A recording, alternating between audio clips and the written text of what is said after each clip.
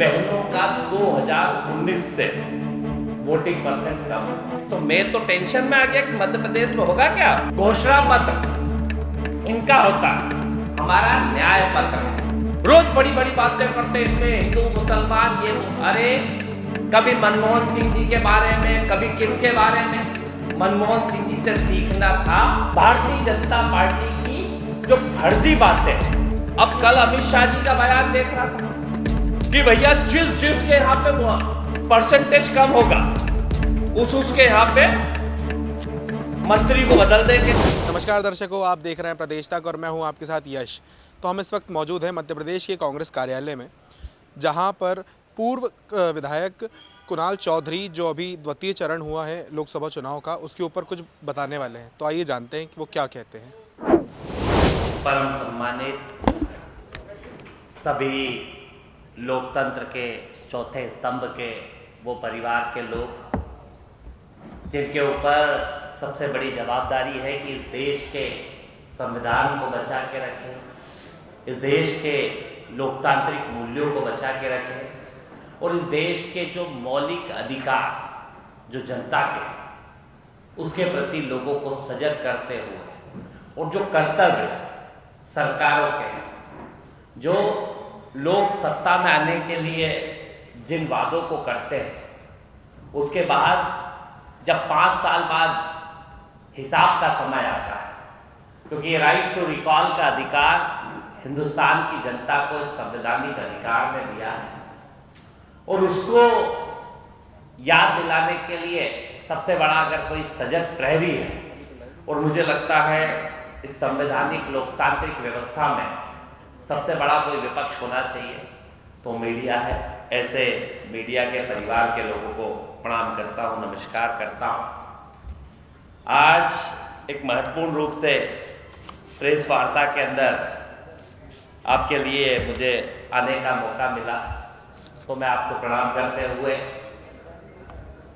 कुछ बातें जो कल का मतदान हुआ उसके बाद कुछ बातें मुझे याद भी आई, कुछ शब्द मुझे याद भी आए और जनता ने जिस तरीके से भारतीय जनता पार्टी को नकारा है, जिस तरीके से पूरी ताकत के साथ जनता ने और जो हमारी खास तौर पे बहना वो दिख रहा है इस वोटिंग से कि हमारी लाडली बहना भारतीय जनता पार्टी के क्रियाकलाप से, इनकी सत्ता से, इनके झूठ से, इनकी नफरत की बातों से, इनके पूर्ण रूप से जिस तरीके के वादों से और जो रोज मूल मुद्दों से ध्यान भटकाने का कोशिश कर रही है, उससे हमारी बहनें नाराज हैं। क्योंकि कल का वोटिंग परसेंट देखा, लगभग 11%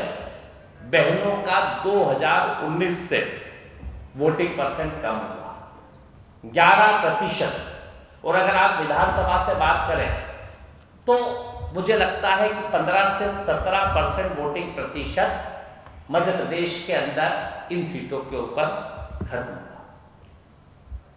डर का वातावरण इनके वरिष्ठ नेता बनाने लगे।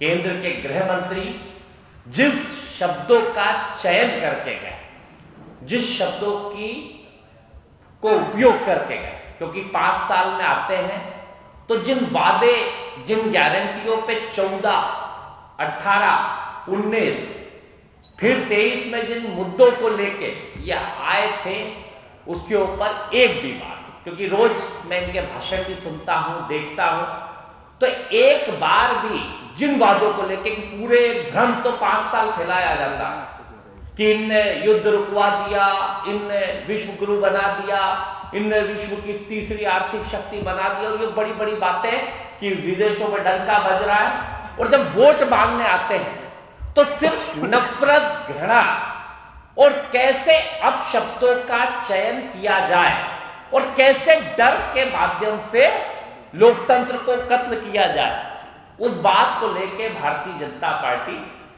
के सारे नेता कोशिश करते हैं। बड़ी चुनौती है क्योंकि देश के लोकतंत्र पे लोगों का भरोसा घट रहा है। वो सत्ता जो झूठ बोल के बार बार आ रही है उनसे निराशा है। और भारतीय जनता पार्टी जो हर बात पे एक फर्जी बात है, मतलब मैं तो कहूंगा फर्जी पार्टी, जैसे पहले 2014 में फर्जी वादे करे थे, 2 करोड़ रोजगार, काला धन 15 लाख, 400 की गैस की टंकी को 200 करने की बात, पेट्रोल डीजल 50 करने की बात, डॉलर की कीमतें कम करने की बात, किसान की आय दुगनी और लागत आदि करने की बात, वो भारतीय जनता पार्टी की जो फर्जी बातें हैं कि मतलब फर्जी पार्टी की फर्जी बातें। और जिस तरीके से मैं पिछले 2-3 साल मतलब 1 साल से देख रहे हैं, 6 महीने से, कभी इतनी बातें करेंगे, कभी उतनी करेंगे। पहले फर्जी वादे, दूसरे इनकी फर्जी गारंटी, क्योंकि फर्जी गारंटी पुरानी तो छोड़ दो, अभी 2023 में 2700 रुपए कुंटल की फर्जी गारंटी देके गए। लाडली बहनों को कह के गए 3000 से शुरू करके 10,000 तक लेके जाएंगे, बड़े बड़े विज्ञापनों से भ्रम फैलाया गया।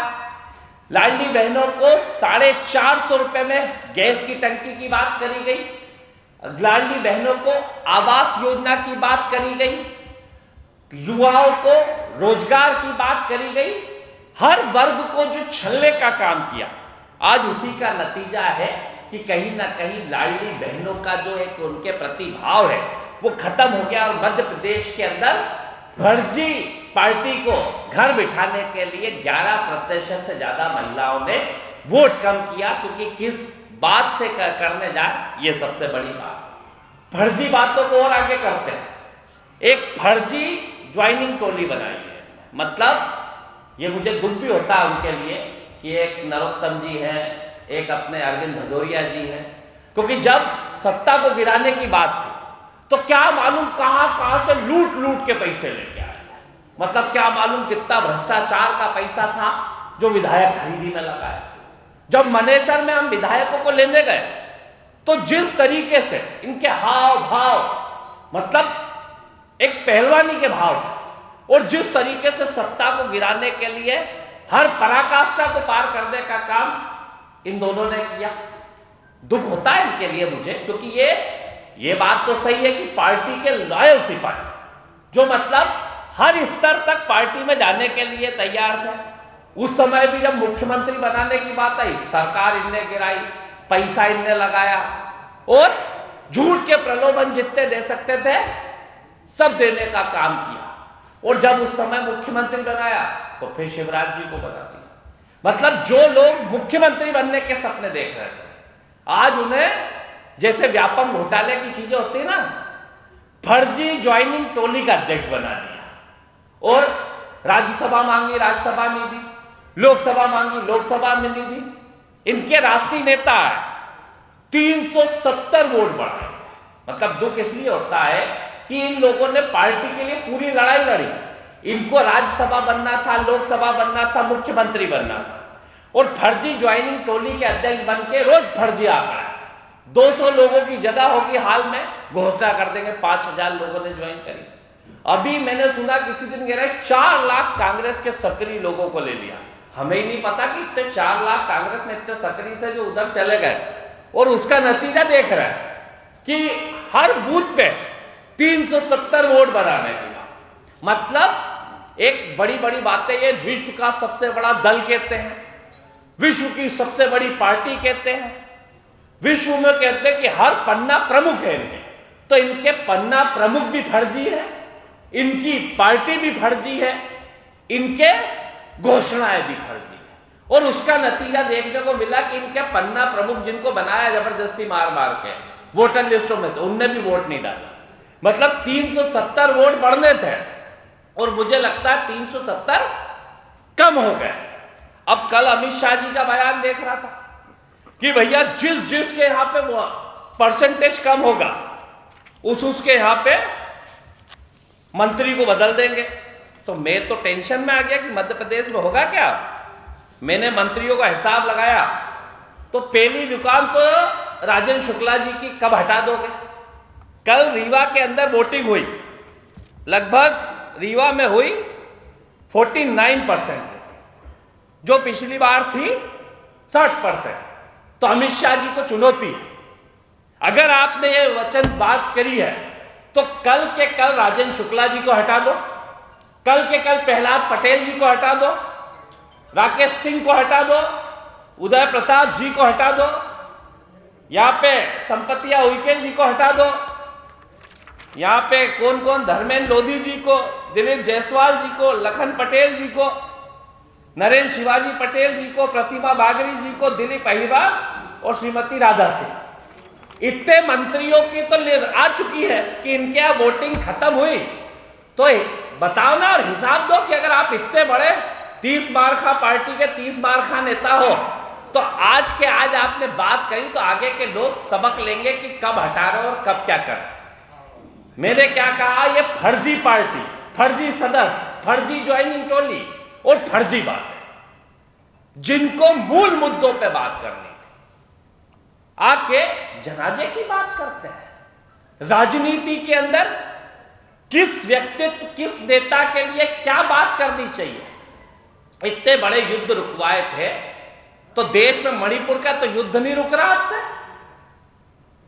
देश के अंदर हालात क्या है, देश के गृह मंत्री चाइना पे चू नहीं बोल रहे, रोज इंक्रोचमेंट हो रहा और शब्दों का चयन हिंदू मुसलमान ये वो, और देख लो इसके नतीजे कि कितनी वोटिंग कम हुई, कितनी सीटों पे क्या हुआ, और अब डरा रहे कि मंत्री पद से हाथ धो बैठो। तो बताओ ना, भारतीय जनता पार्टी के, और मंत्री पद तो छोड़ो, इनके सबसे बड़े जो प्रदेश अध्यक्ष है वो दिन रात एक लोकसभा में बैठे तो भी वोटिंग कम हुई। और इतना डर कि पहले वहां पे फर्जी तरीके से, फर्जी शक्ति का उपयोग करके कांग्रेस के प्रत्याशी हुआ, इंडिया गठबंधन के प्रत्याशी का नॉमिनेशन निरस्त कराया। उसके बाद भी इतना डर कि जनता इन्हें घर नहीं कर दे। हर तरीके से डराने का काम, और पूरे प्रदेश में एक भी जगह नजर नहीं आ रहा, वहीं बैठे हुए कि कैसे मैं अपनी साख बचा लूं। उसके बावजूद भी हालात क्या है, तो अमित शाह जी ये बताए क्या इनको भी बदलेंगे और इतने मंत्रियों को बदलेंगे, अभी तक कितने हो चुके, तय करके बताए अमित शाह जी, या इनके जवाबदार लोग आते हैं।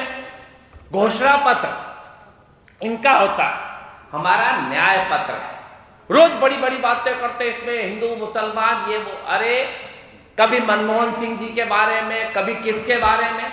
मनमोहन सिंह जी से सीखना था तो ये सीखना था 50 के अंदर डॉलर की कीमत कैसे रखी जाती है।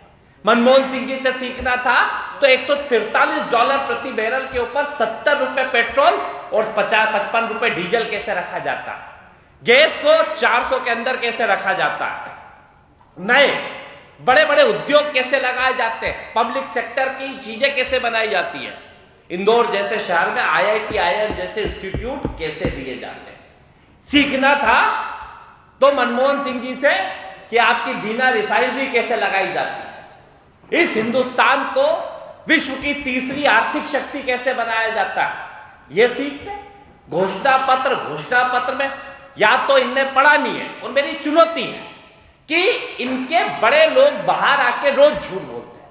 भारतीय जनता पार्टी के बड़े से बड़े नेता आए, इसके ऊपर चर्चा करें, हमारे न्याय पत्र के ऊपर और इनकी फर्जी गारंटियों के ऊपर। स्पष्ट है भारतीय जनता पार्टी की फर्जी गारंटियों को, फर्जी पार्टी की फर्जी गारंटियां, फर्जी वादे, फर्जी बातें, और कहीं ना कहीं पूरी तरीके से फर्जी संगठन के फर्जी लोगों के द्वारा जो दिया गया, उसी का नतीजा है कि मध्य प्रदेश के अंदर वोटिंग कम हुई है।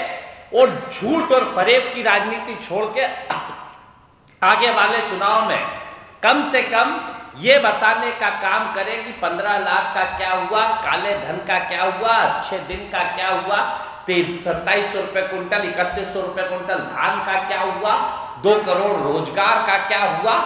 और इधर उधर की बातें कहा जाता है ना, तू इधर उधर की बात ना कर, ये बता इन वादों का क्या हुआ। और जनता की जब आंधी आती है, तूफान आता है, तो तो इंडिया शाइनिंग भी ध्वस्त हुआ था, इस बार फर्जी गारंटियां भी ध्वस्त होगी। और एक कहावत है कि ये तीर सिपाही और घोड़े सब ठाट धरे रह जाएंगे, आंधी जनता की आएगी और इस बार बीजेपी के परखच्चे हो जाएंगे और इंडिया गठबंधन की सरकार बनेगी। स्पष्ट रूप से दोनों जगह के अभी तक जितनी सीटों पे वोटिंग हुई है वहां के ट्रेंड से सीधा समझ में आता है कि देश के अंदर इंडिया गठबंधन की सरकार बन रही है। मध्य प्रदेश में भारतीय जनता पार्टी से ज्यादा सीटें कांग्रेस पार्टी जीतेगी। महिलाएं इनसे निराश है, नाराज है और जिस तरीके से वोटिंग परसेंट कम हुआ है, इनके फर्जी आंकड़ों के द्वारा जो फर्जी बातें कही थी उसके खिलाफ लोगों के अंदर निराशा है। अब धमकी पे आ गए। देश के गृह मंत्री इनके नेताओं को धमकाते हैं। कभी एक कल विधायक का सुन रहा था मैं, वो कहते हैं कि अगर तुमने वोट नहीं करे तो बीपीएल रुकवा दूंगा। बीपीएल 80 करोड़ परिवारों को ये राशन की बात करते हैं और कहते हैं कि सबसे बड़ी हमारी उपलब्धि है कि 80 करोड़ लोगों को हमने राशन देने का काम करा। और इनके नेता कहते हैं कि हम बीपीएल में से नाम कटवा देंगे। स्पष्ट है इनकी नीति नियत क्या। मेरा निवेदन है, चाहे भारतीय जनता पार्टी की प्रदेश की सरकार हो या देश की सरकार, कि 80 करोड़ लोगों को राशन देने का जो अधिकार दिया था कांग्रेस पार्टी ने दिया था, उस अधिकार का उपयोग करके आप 80 करोड़ लोगों को उस गरीबी पे लेके गए। और 80 करोड़ लोग अगर जिस देश के अंदर 5 किलो राशन पे निर्भर है तो उसमें कैसा देश होना चाहिए। विज्ञापन में ये वंदे भारत की बात करते हैं, पर लोकल डब्बों के ट्रेन के अंदर क्या हालत है उसकी बात नहीं करते। क्या 80 करोड़ जहां पे लोग 5 किलो राशन पे निर्भर करते हो, उनके लिए कैसी ट्रेन की व्यवस्था होना चाहिए। उनके लिए जो स्वास्थ्य सुविधाएं कि आप करोड़ों रुपए में डॉक्टर बनाते हो, वो कितना महंगा इलाज करते हो, हॉस्पिटल्स कैसे, स्वास्थ्य सुविधाएं कैसा होना चाहिए। शिक्षा, आईआईटी की फीस बढ़ा दी, आईआईएम की फीस बढ़ा दी, केंद्रीय विद्यालय की फीस बढ़ा दी, नवोदय विद्यालय की बढ़ा दी, सरकारी स्कूलों को आपने ध्वस्त कर दिया। 80 करोड़ लोग जिस देश के अंदर अगर 5 किलो राशन पे निर्भर है तो उनके लिए शिक्षा कैसी हो, स्वास्थ्य कैसी हो, आधारभूत सुविधा कैसे हो, मूलभूत सुविधा कैसे हो, घरों की बात करते हैं। ये योजना मनमोहन सिंह जी लाए थे 2011 में, जब 27 रुपए का सरिया था, सीमेंट 100 रुपए की थी, उस समय 1,38,000 देते थे। आज भी ये सत्ता वही पैसे दे रही है। स्पष्ट है इनकी फर्जी बातों से, फर्जी आंकड़ों से, फर्जी गारंटियों से जनता का मन भर चुका है और देश के अंदर इंडिया गठबंधन की सरकार आने वाली है। तो जैसा कि आपने देखा, ये थे पूर्व विधायक कुणाल चौधरी, जिन्होंने बताया है कि लोकसभा चुनाव के द्वितीय चरण में ओवरऑल तकरीबन 11% की जो वोटिंग थी उसमें गिरावट आई है। तो अब देखने वाली बात यह है कि क्या तीसरे चरण में भाजपा या अन्य दल इन 11% को बढ़ा पाते हैं या नहीं। कैमरामैन ललित के साथ मैं यश पाठक, प्रदेश तक।